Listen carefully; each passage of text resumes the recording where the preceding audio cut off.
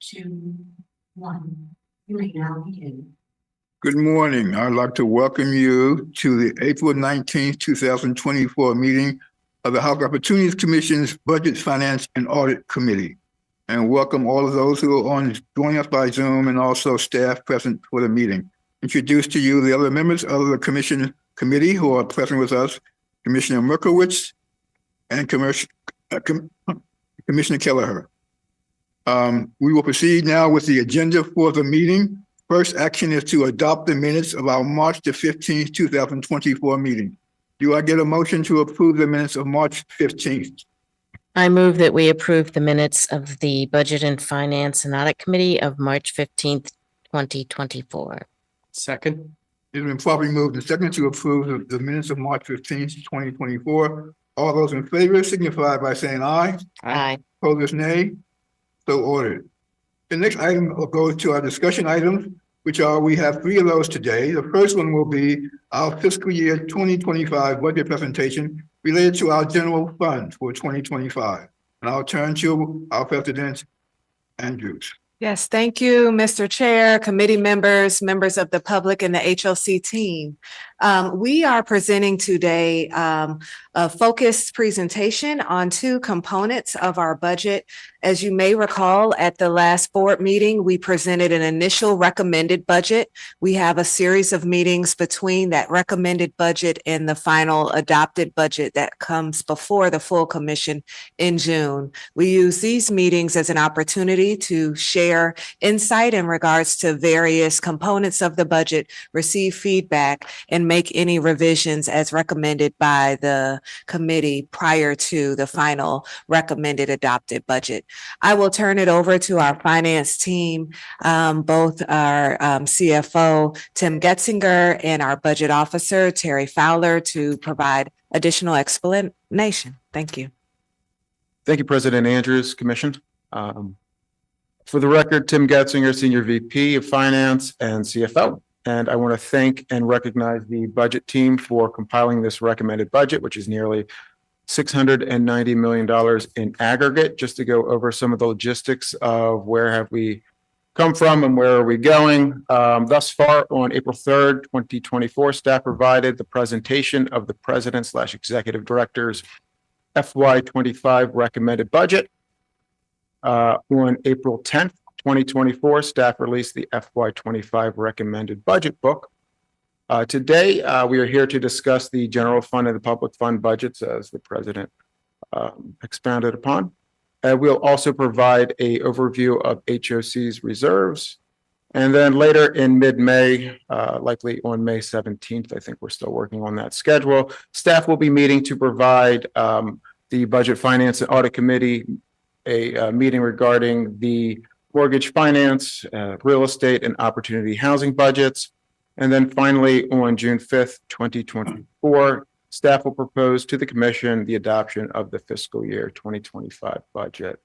And again, I want to thank the budget team for all of their hard work and dedication for putting together. This is the 3rd year in a row, the recommended budget book. It is a wonderful publication that really provides an in-depth look at what we do in terms of budgeting, the process, and what we are planning on providing in terms of with services and different development opportunities for the community. So I really want to thank everybody for their hard work.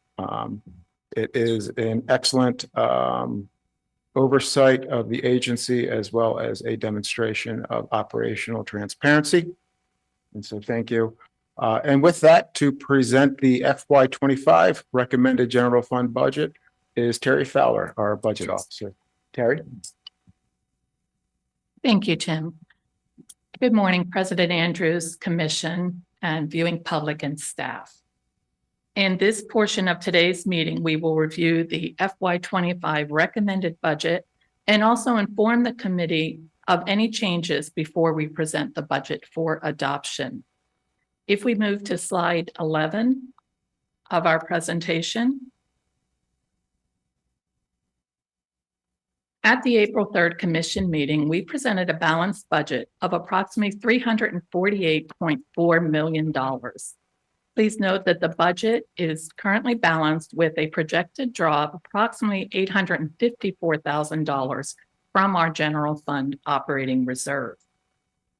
If we move to page 12 of the packet, this chart reflects the sources of funds received in the general fund as well as their distribution. The fees for overhead are approximately $14.47 million, or 41.52% of the total revenue received in the general fund. It is worth noting, however, that those fees received do not fully cover the budgeted overhead of approximately $31.83 million. They cover about 45%, and that's due to restrictions on the sources for overhead. And that leaves approximately $17.36 million that will come from other revenue sources, such as our unrestricted cash flow in our non-development corporation properties, as well as our fee revenue. As I mentioned, the development corporation properties, the unrestricted cash is paid as a fee to the agency, and you see that reflected on the chart in orange of about $4.8 million, or 13.78% of the revenue for 25. Depicted in the gray shaded area are the fees for services that are generated by our real estate and mortgage finance division, and they total $11.44 million, or 32.83% of the fiscal 25 revenue to the general fund. Our transfers account for $1.88 million, or 5.4%. And that also includes monies received from the county to support the rents at our customer service centers. The FHA risk sharing is $1.2 million, or 3.46% of income in the general fund. Those funds received are restricted to that reserve. So you will see that same number showing up on the expenses of the general fund.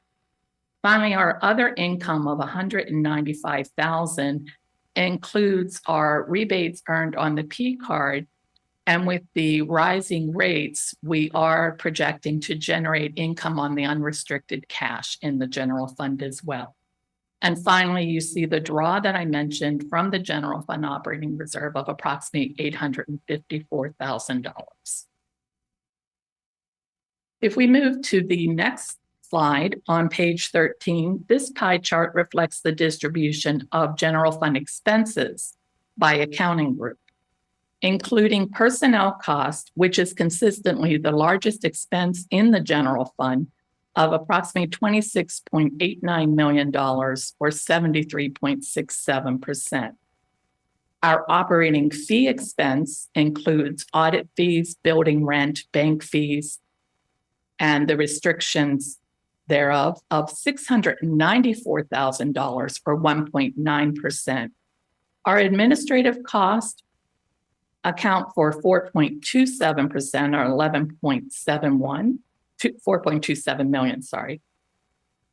And the other costs include tenant services, security contracts, utilities, and insurance of $772,000, or 2.12%.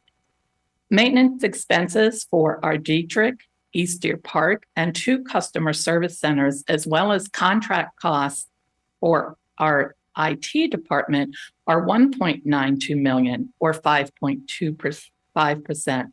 And finally, within our non-operating expenses, you will see the FHA risk share that I mentioned of restricting the income of $1.2 million. You'll see funding for our IT capital of $202,000, debt service of $96,000, and the replacement reserves are the contributions to the reserves established for both our IT costs and our facilities costs, and a budgeted contribution to the Opportunity Housing Property Reserve that is available for properties within Opportunity Housing that do not have sufficient replacement reserves to meet their capital needs.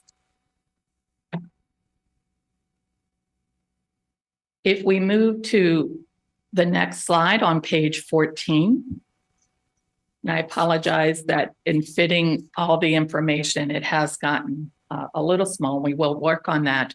But this depicts our general fund operating reserve, showing the projected changes for both fiscal 24 and fiscal 25.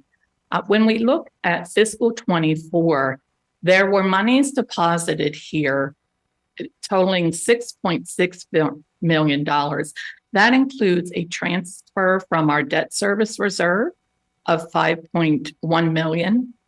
We transferred the balance of the OPEB reserve of $780,000 and transferred $400,000 from our vehicle reserve. And we are also projecting interest income of approximately $385,000 for the fund for the year. The uses in fiscal 24 included the draw that was made of $1.13 million to cover the fiscal 23 year-end agency deficit, and a draw of $96,000 to cover the fiscal 23 Metro Point operating deficit. And we are projecting for fiscal 24 an additional draw of approximately $127,000 related to Metro Point for operating deficits in 24. For fiscal 25, we are again projecting interest income of approximately $385,000 based on current rates.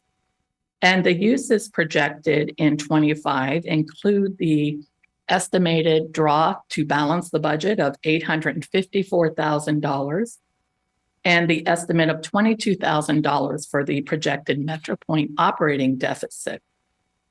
The net effect of these sources and uses is a projected increase of $5.29 million in fiscal 24 and a decrease of approximately $491,000 in fiscal 25, with a projected balance for June 2025 of $15 million. That balance, however, does include the earmark that was established for a one-year headquarter debt service reserve of $4.66 million. If you were to remove the earmark for the debt service from the balance, it would be approximately $10.4 million, or 6.1% of our adjusted operating budget. And the adjusted operating budget takes the total operating budget and removes our housing assistance payment expense, our grant expense, and our bond fund expense because they have dedicated sources. We can move to the next slide on page 15 of the packet. This slide depicts the projected capital budgets for our facilities, which again include our Easter Park and Kensington offices, as well as the service centers located at 880 Bonathan and in Durwood at the Laureate. The budget projected for facilities is $255,000 and will be funded from the replacement reserves. Information technology has a projected budget of $317,000, of which $115,000 will come from the reserves and $202,000 is projected to come from operating revenue. This concludes the general fund portion of the presentation, and I'll be happy to address any questions you may have before we move on to the public fund. Any questions? No. You can go ahead and proceed. Thank you.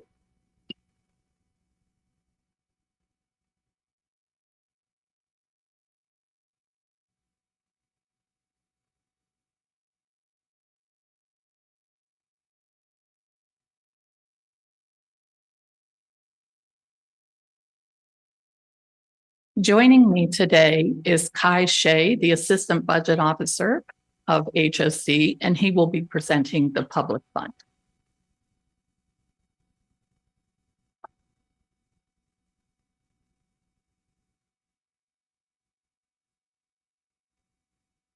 Thank you, Terry. Hello, Commissioners, President Andrews, staff, and the public. My name is Kai Shea, Assistant Budget Officer. If you could turn to slide 1 on page 21, we'll now review the fiscal year 2025 recommended budget for the public fund. Moving on to slide 2 on page 22, as Terry stated, the agency fiscal year 2025 recommended budget as presented to the Commission on April 3rd was approximately $348.4 million and was balanced with a draw of approximately $854,000 from the general fund operating reserve. This budget has not changed based on the general fund presentation. We will now move on to the public fund. On slide 3 on page 23, has this chart showing a 5-year history of a housing choice voucher program. It includes a summation of the changes made to the fiscal year 2025 recommended budget. We can see that HAP funding increased $1.1 million, administrative fees decreased $18,000, operating fee expenses decreased $6.2 and HAP expenses decreased $422,000. The net effect results in an increase in the contributions to the HAP reserve of $1.5 million and an increase in the projected draw from the admin reserve of $11.9 thousand. The projected contribution to the NRP is $2.3 million, and in addition, the projected draw on the UMP is $432,000. Moving to slide 4 on page 24. Before we move, can I ask a question on this prior page? Sure. I am used to having comparisons to current year's actual for the budgeted to see changes from current situation to going forward. How close is the 2024 amended budget to actual? I know in our quarterly meetings, we will from time to time adjust the budget because of actual revenue or expenses coming in. Can we assume that the fiscal year 2024 amended budget is reasonably close to our actual expenses? Thank you.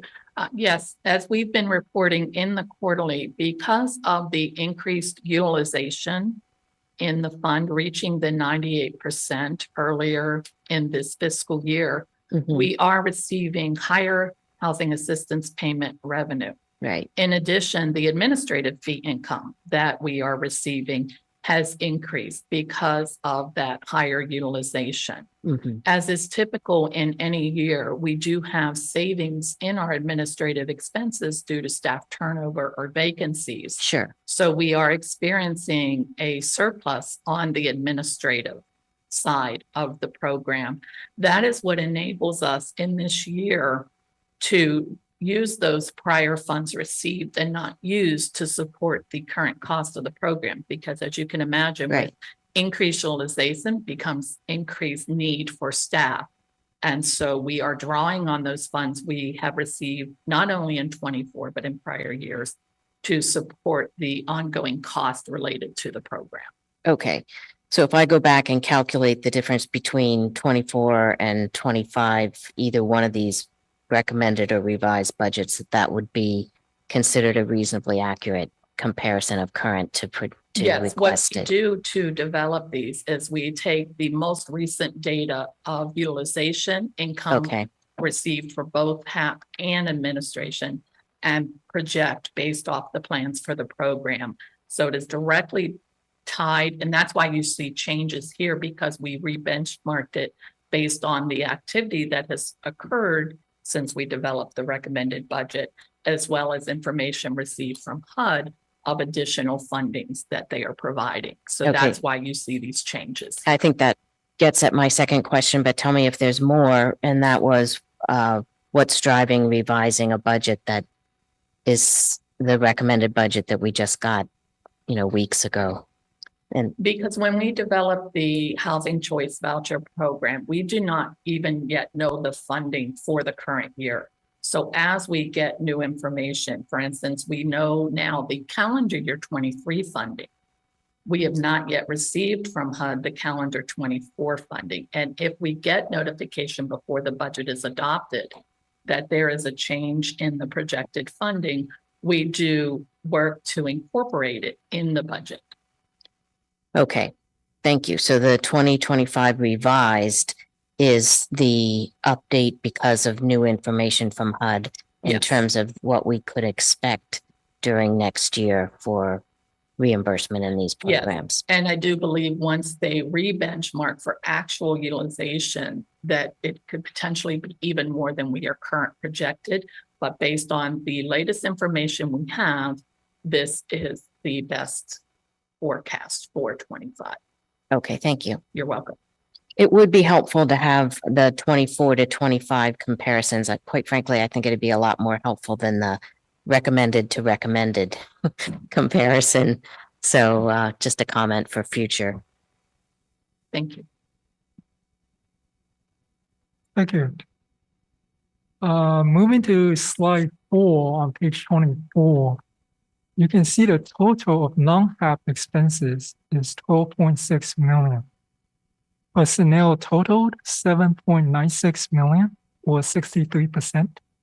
Operating fees totaled 3.14 million, or 25%. Other administrative expenses totaled 1.5 million, or 12%. Now from slide 5 on page 25, this chart shows a 5-year history of the federal grants. The Fatherhood Program grant is in the 4th year of a 5-year period with annual funding of $998,000. The McKinney grant budget assumes a $4.2 million budget, a decrease of $117,000 less than what we received in fiscal year 2024.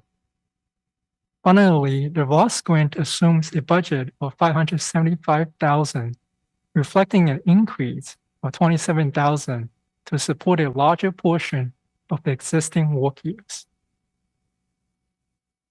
Moving to slide 6 on page 26, this chart shows the 5-year history of the county grants.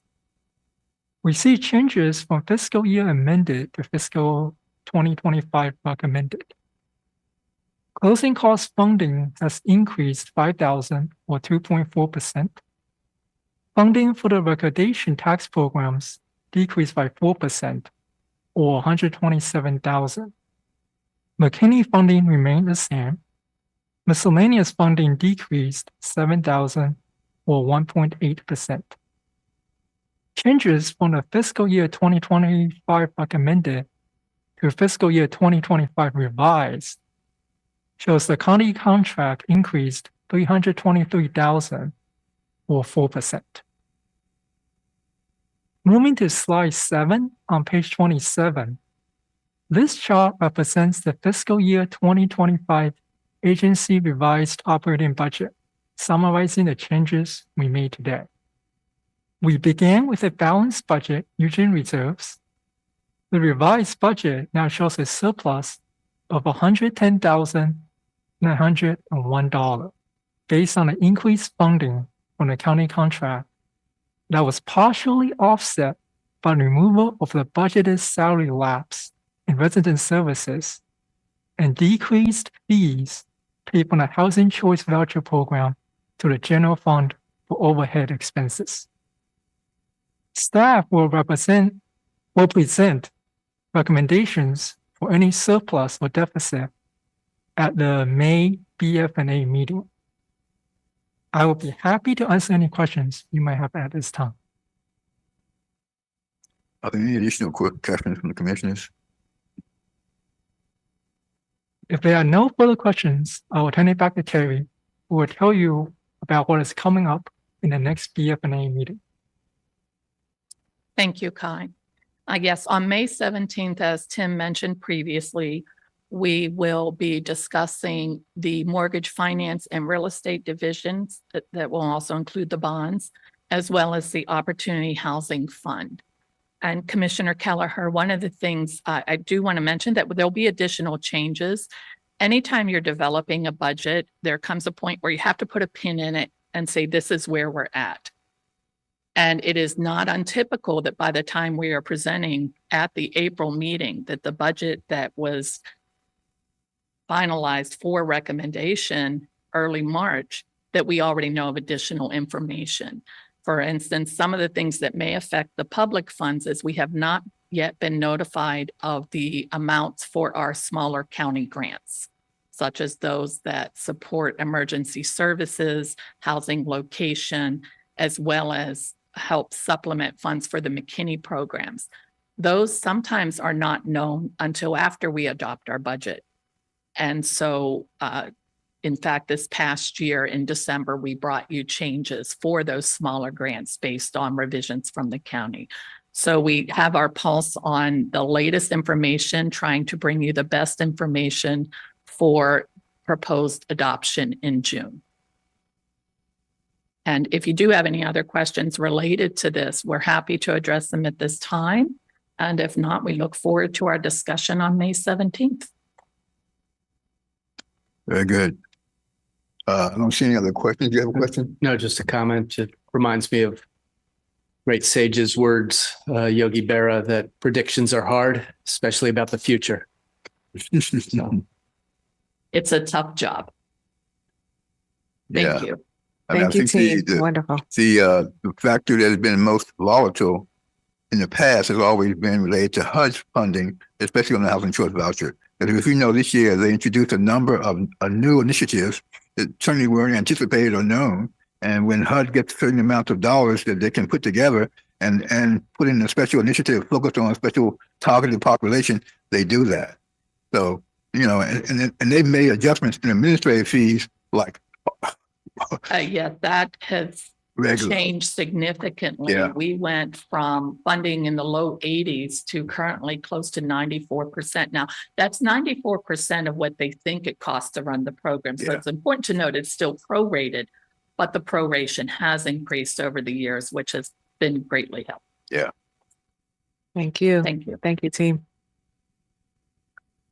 Commissioners, the next presentation is focused on a couple of areas. One, an opportunity to share a high-level overview of how we approach reserves.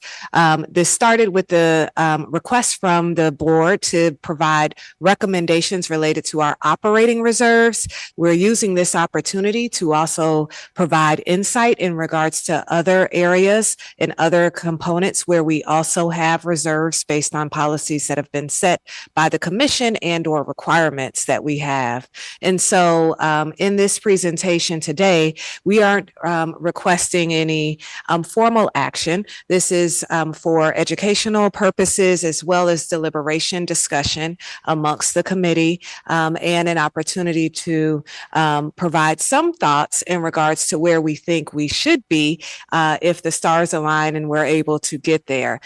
You will hear from our CFO that we are at this stage in a good posture. However, there is an opportunity to position ourselves in the future to have an even stronger reserve. Just to put in context, however, the timing isn't necessarily the best time to put into practice any kind of mechanism to get there because of our current financial position, but we are working our way out of that. That has to do with, of course, our property operations. And we do believe that once we're able to stabilize both our property operations, as well as have at least a year or two under our belt with regards to moving into HQ, which there might be some unknown expenses that we want to make sure our operating position is secure and confident in how we move forward, we would then potentially recommend a policy in terms of how we get to what we're recommending here. But we wanted to start the conversation and also provide this overview and look forward to any questions or comments you may have. And with that, I will turn it over to Tim Getzinger, our CFO. Thank you. Can I just say thank you for doing this and providing this, because this has been a request for probably 4 years or longer, you know, predating some of you in the room. And so I very much appreciate the fact that in the middle of everything else you've been working in, that you have done this and provided the education session for us. Thank you. Thank you. Well, thank you, President Andrews, and thank you, Commissioners. For the record again, my name is Tim Getzinger. I'm the Senior VP of Finance and CFO, and today I will be providing an overview of our reserves and reserve policy with specific attention, as you can see from the presentation, regarding the general fund operating reserve. I'll be providing a brief background of the policy that was established in 2004, along with how we're currently implementing things. And then I'll provide some suggestions, not recommendations, but suggestions about potential new policies that we can talk about here or in future committee meetings regarding some policy items. Additionally, in the report, I compiled a few other reserves that we have, all of our major ones. There's 7 of them altogether. Some we hold here at HOC, some that HUD holds. Specifically, HUD holds the HUD held reserves within the Housing Choice Voucher Program. So we're going to talk about that, along with the Opportunity Housing Property Reserve Fund, the Opportunity Housing Bond Fund, the Bond Fund Debt Service Reserve, the Opportunity Housing Reserve Fund, the FHA Risk Sharing / MIP Cash Reserve. And just to define things, FHA stands for the Federal Housing Administration, and MIP is Mortgage Insurance Premium for the viewing public. And then finally, one of our older reserves that we have, which was the Vehicle Reserve. So let's start off with the purpose of the General Fund Operating Reserve, abbreviated in this packet as the GFOR. It was established on June 2nd, 2004, 2 decades ago, when the Commission adopted Resolution 04-51, which created Budget Policy Number 4, which is presented at the end of this presentation on page 36. We don't need to go to that page, but the purpose of the GFOR was to provide funding for shortfalls which may occur during any budget year as a result of changes in expenses or reductions in revenue. Specifically, significant unplanned and unavoidable costs or revenue losses such as natural catastrophe or a recession, or in the case that we are facing today, COVID and the lingering effects of COVID. If we could, let's move to the top of page 29. Thank you very much. Here we have the calculation of the computation of the General Fund Operating Reserve. This is just taking a look at the FY23 operating budget. Why are we looking at that? Because that was the last budget that went to ACFR, went to closing. So that was the last fiscal year that we closed. I'll provide you with later in this presentation where we are in 24 and projections with 25 for the GFOR. But what we do is we take the operating budget and then we take out the HAP, housing assistance payments, the federal, state, and county grants, and bond funds. Now, why do we do that? Because all of those have sources that are restricted. So basically, revenue equals expenses there, or in the case of HAP, and we're going to get into that later, it has its own reserve. In the case of the bonds funds, it has its own reserve. So we take those out, and what we're left with is really the general fund and the Opportunity Housing Fund, and we call that the adjusted operating budget. And that budget policy 4 had a certain requirement that 1% of the adjusted operating budget would be available for reserves. And so for FY23, that equals 1.5 million, which is clearly not a whole lot. And if we move to the middle of page 30, what we'll do is we will take a look at the historic actuals of the General Fund Operating Reserve. As promulgated in the memo, the policy is dated. It hasn't been amended in the 2 decades in which it was established, but our financial policies are both fiscally sound and transparent. So staff provides quarterly budget to actual presentations to the Budget, Finance, and Audit Committee. And at the end of each fiscal year, we make certain recommendations to the committee. which must also be approved by the commission on how to treat budget surpluses. And generally, these surpluses go to two places. One is general fund operating reserve, which we're talking about right now. And the second is the Opportunity Housing Property Reserve Fund, which is defined later on. We'll talk about that in a little bit. And as we can see from this chart, we are well above that 1%. There are certain times, such as in FY21, where you see a large jump. And again, in FY24, although we're looking at 10.6 million in the general fund operating reserve, and Terry mentioned this in her general fund packet item, we have a set aside for the first year of debt service for the headquarters. So if we were taking a look at all the cash in the general fund operating reserve, including those that are restricted for uses such as like MetroPoint or for the headquarters, the actual cash in there is over $50 million. But that is not available for the intended uses of the general fund operating reserve, which is to offset increases in expenses and reductions in revenue. So what we're looking at the projected in FY24 is a general fund operating reserve of 6.4%, or $10.6 million available. To address some of those increases where we see it in FY21 and 24, we have something called the Opportunity Housing Bond Fund, which in it has a certain property reserves for debt service reserved for some of our OH Opportunity Housing properties. As they get refinanced, they have their own set aside set up in their properties, which enable us to take a look at the funds that are in that OH bond fund and to determine whether or not that debt service is required. When that refinance happens, those funds were not required. We didn't need those anymore because they already had their own reserves. And so that's why you see the large increase from FY20 to 21. And in 24, if we were showing that extra 4.6 million, you would see that increase right there.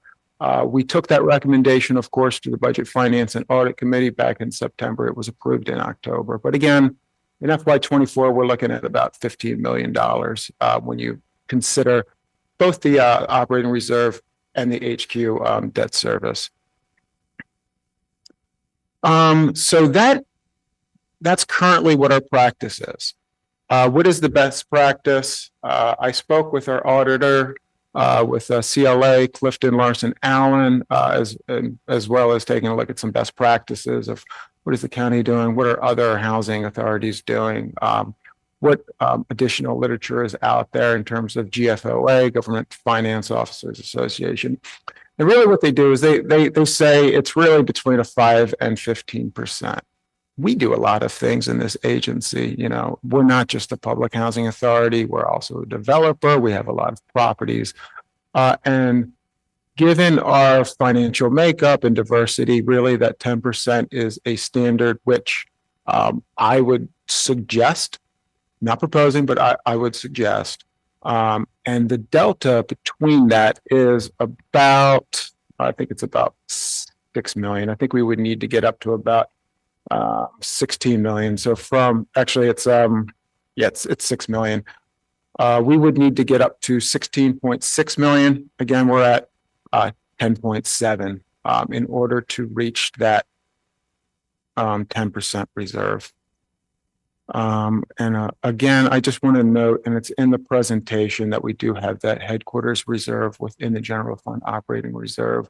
That's going to help if we need to use that. Before I go into the other reserves, I wanted to see if there were any questions. I know in the briefing you mentioned the rating agencies. How do they actually look at what at HOC in terms of our reserve fund? And I mean, do they have a target for us, or do you know how they evaluate us? They do. They have a number of different pieces of literature available in which it describes what they are looking for in terms of certain reserve percentages and what they're looking for, such as 20% in terms of fund balances, 10% in terms of liquidity, in terms of it.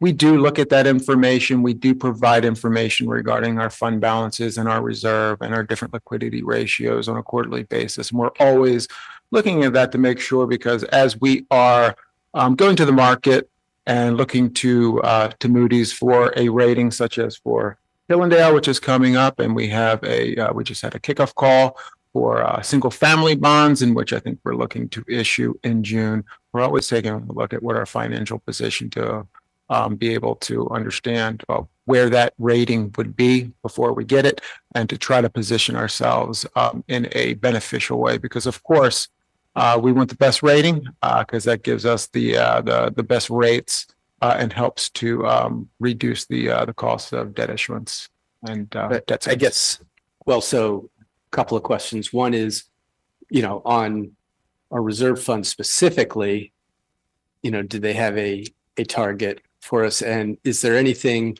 whether it's the reserve fund or anything else, that we're being penalized for that in terms of their rating towards us, that they think we're falling short? No, they don't think that we are falling short. They're looking at fund balances, the ability for cash to be able to cover any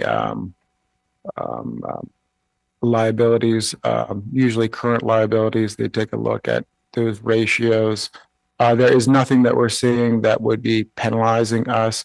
And again, of course, we do have the debt service reserve for the bond funds, which is applicable to each of those indentures which helps to strengthen our rating and to stabilize it. And do they have a target for the GFOR? For the GFOR, it is, again, it's looking right at that 10%. I'll just add that, of course, we go through a process on an ongoing basis with Moody's. We currently have an A2 rating, so we have a very strong rating. We do believe that our overall assets, as well as our ratios, quick cash ratio and others, contribute to how we are viewed. But I'll also just indicate that as we strengthen our operating reserves, I think that will also have a positive impact. But I don't believe that we're currently positioned where we're receiving any negative ratings because of our financial position or posture.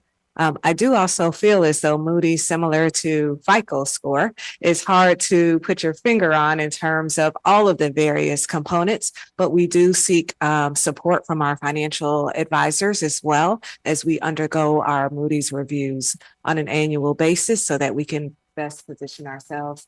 And I'll also ask our Senior Executive Vice President, Kareen Brown, to shed any additional light on this particular point. Morning, Commissioners. For the record, I'm Kareen Brown, Senior Executive Vice President. Just a quick note on how Moody's typically looks at the HOC A2 rating. They basically focus their review for rating purposes on the Opportunity, Housing, and General Fund, and ignore the Public Fund and the Bond Fund.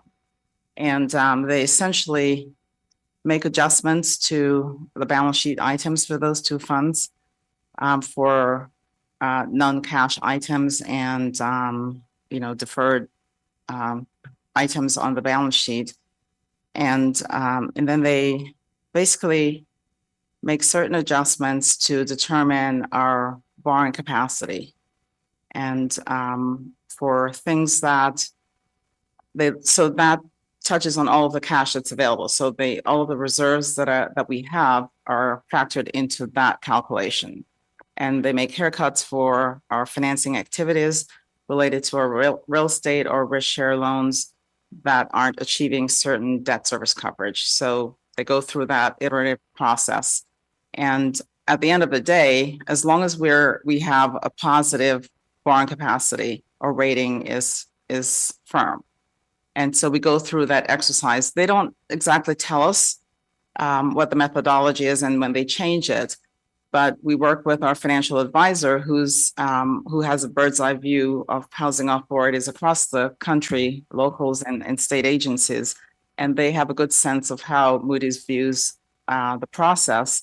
And so they work with us to ensure that as we process new transactions, we're looking at, so when we say in our commission packet, fiscal and budget impact, we're looking at the fiscal impact for every new transaction to ensure that for every call on the commission's resources, it's not impairing our borrowing capacity and that our rating would still remain intact. So that's the exercise we go through each time.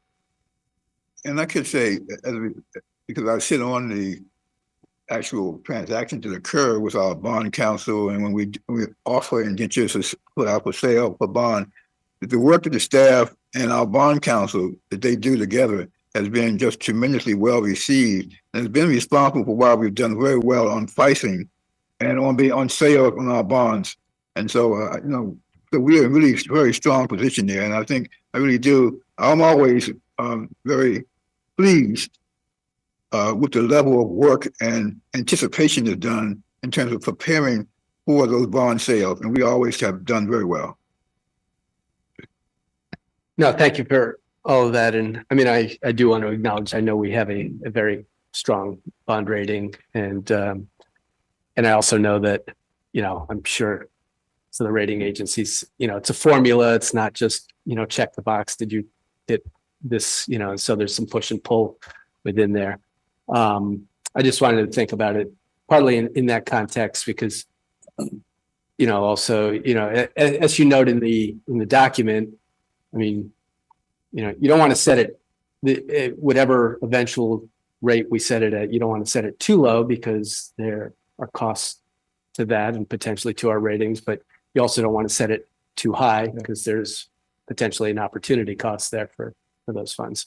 So, thank you. I'd like to comment that I am not surprised to see the recommendation you're coming up with. I've frankly never been comfortable with the 1%. And as we move, as we grow, it's not moving as a shift, but as we grow more into our own ownership of properties that are mixed income and subject to private market fluctuations, that kind of volatility, I think itself speaks to a need for greater reserves beyond the black swan events like COVID, which we all just lived through. So I'm happy to see, particularly in this fund, which is where that is going to most impact us, to see a recommendation that we significantly increase the reserve percentage. Yeah, I totally agree with that. And I think I like this particular slide because it does show you that despite the fact that we've had this ancient policy, 22 decades, that we have certainly been able to perform at a rate much higher in terms of what we've done. And the fact that we've been fairly consistent over since 21 in terms of being at 6% or higher, so we've been really performing and beyond the 1% policy. So I definitely support increasing this.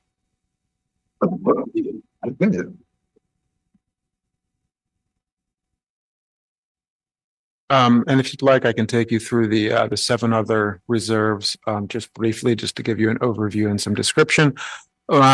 So I mentioned it before. It was the Housing Choice Voucher Program, which is the largest of our federal programs by far. There are 2 reserves in there. There's the restricted net position, which HOC holds. It's very small, and then the HUD held reserve. And we are following what HUD's guidance is, which is basically for an organization of our size to hold between 4% and 6%. If you're a smaller organization, they want a higher amount, but where we are, it's between 4% and 6%, which helps us against normal fluctuation of, the timing of receipts or up or down if we're very successful in increasing the percent like we have been, from going from like 94% utilization to 98% with the hope of getting up to that 100%. And also recently we increased the payment standard to get up to, I think, 117%. So all of that plays into that HUD held reserve. But in the case of a government shutdown or something that could be much larger, that really, really impacts the HCVP in order to offset any impact to tenants, to the voucher holders. We do have the ability in our PNC line of credit, our $60 million line of credit, to be able to, with commission action, draw up to $5 million for working capital. So if you put that against that 4% of the HUD held reserve, that provides us with basically the flexibility to provide 1 month's worth of vouchers, at which time we can go to the bank or somewhere else, figure out, okay, what do we need to do to make sure that our voucher holders are not impacted by that. So that's by far the largest one in the public fund. Tim, And- I want to make sure that we're sharing with IT what page they should be previewing. Oh, sure, it's 32, I believe.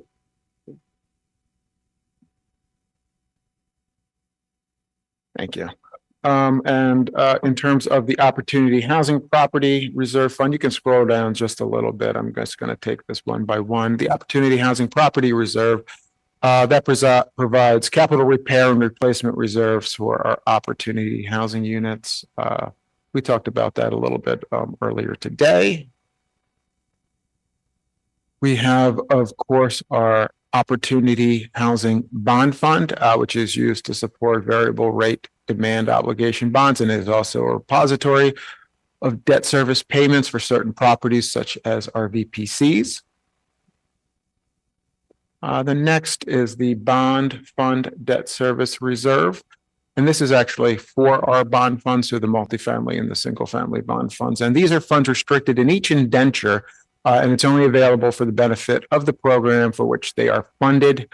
And all of the other reserves, they are reported quarterly to the BFNA. This is a very specific reserve for the bond funds, and it is audited, and we receive the individual indenture audits, which this is shown. It's also shown in our annual ACFR, annual comprehensive financial report. That's the only one that is presented annually. There is also the Opportunity Housing Reserve Fund, the OHRF, which you are very well aware of, and that is our primary capital source for the production and preservation of affordable housing. We have a risk sharing / MIP cash reserve, which is required should a risk share loan not be rated, which is generally speaking not the case, but it also serves as a repository for mortgage insurance premium payments and serves as a reserve should additional funds be needed in FHA risk share credit enhancement deal. And the last one is our vehicle reserve, which is a dated one, which was eliminated in FY19. But we did liquidate a large portion of what was being held in that last fiscal year, and we used that towards the HQ reserve. And with that, that is the end of my formal presentation over the overview of our reserves. And if there's any additional questions, I'd be happy to answer them. Could you just remind me where we're holding the reserves? Vehicle reserves is, most of these are in the general fund. Let me see. They're all in the general fund except for the HCVP. That's going to be in the public fund, but the HUD held reserve, HUD holds. The bond fund for the debt service reserve is held within the bond fund. And are they, is it held in cash, or is it is this part of the new investment policy? I'm sorry, can you Are the funds held in cash, or? No. We have converted everything to interest-bearing accounts. Yeah, Yes, everything that we have in cash is generating Yes. interest. Yes, thank Right. you. I misspoke. I'm sorry. The OH bond fund is held in the OH fund. Okay. Yeah. As is the OHR. Gosh, sorry.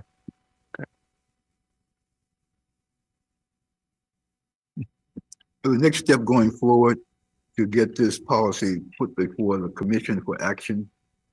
You present this now just as an information to us what we should do.